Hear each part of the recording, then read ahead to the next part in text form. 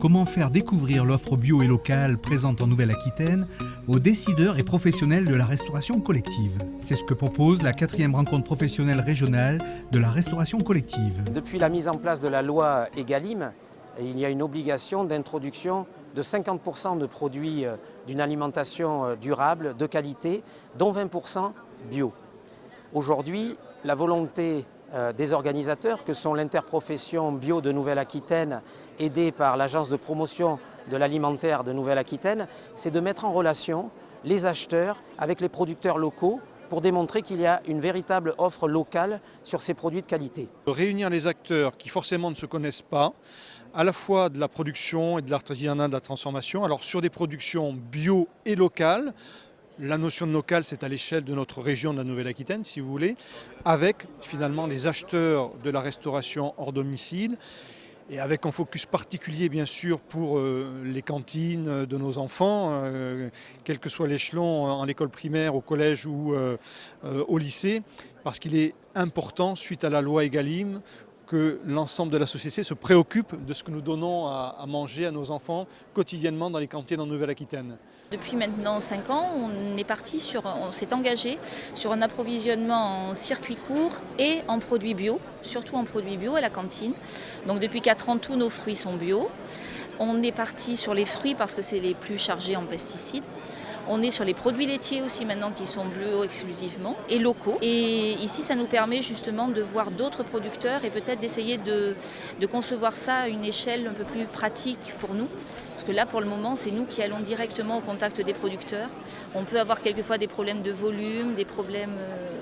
Donc on essaye de se renseigner avec nos voisins de Saint-Bonnet, puisqu'on travaille beaucoup ensemble, et qu'on a répondu à un appel à manifestation d'intérêt justement sur le territoire pour l'approvisionnement en circuit court. On peut ainsi planifier frais.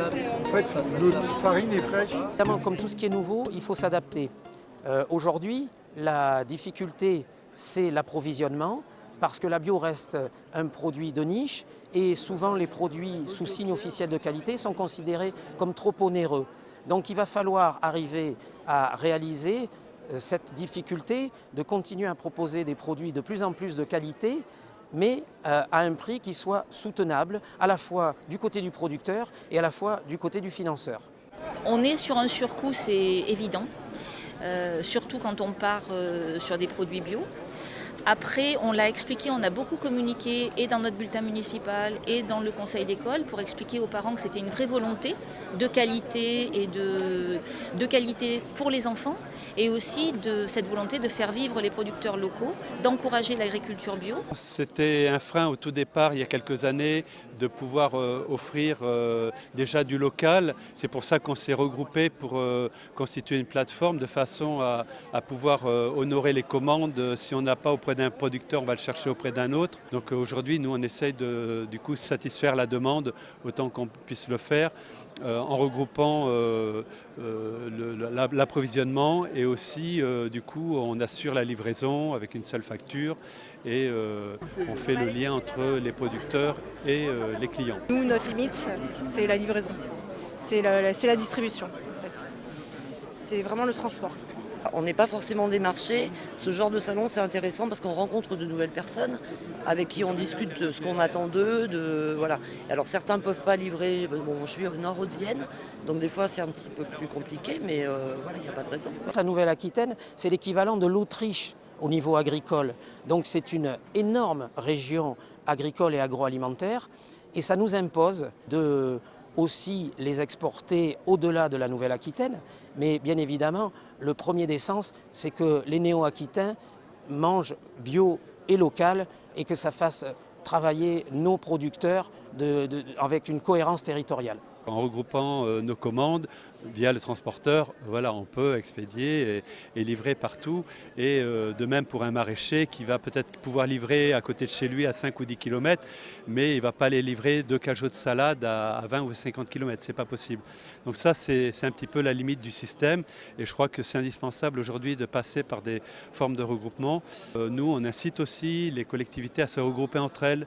Par exemple les écoles au niveau de la Comcom, avec une maison de retraite, avec un collège, avec voilà, d'autres d'autres collectivités, de façon à trouver des solutions économiques, limiter aussi le bilan carbone, et puis trouver une solution qui permette de fournir de la production locale localement.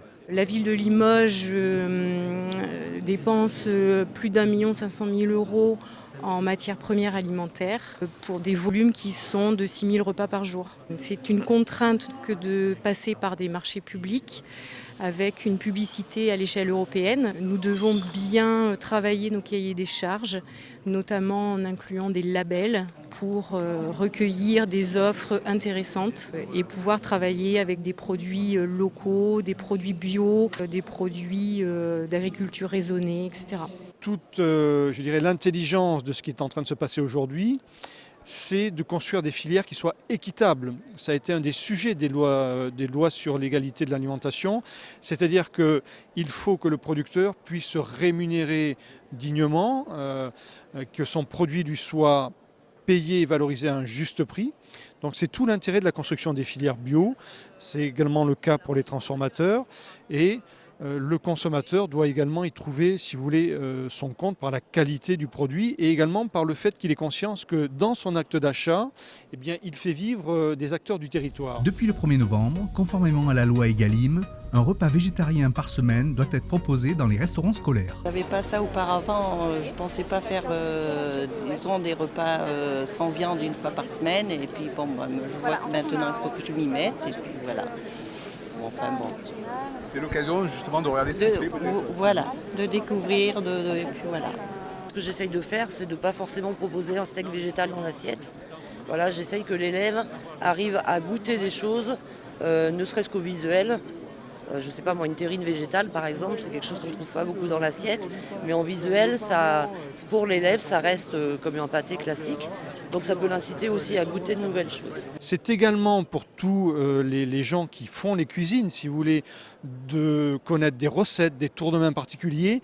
Voilà, c'est une journée qui est riche en échanges. Nous avions l'objectif de rencontrer le collectif Les Pieds dans le Plat pour organiser une formation à l'attention de nos cuisiniers.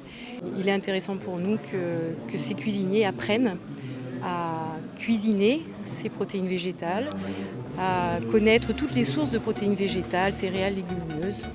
Les chiffres explosent. La consommation bio en France a dépassé les 9 milliards.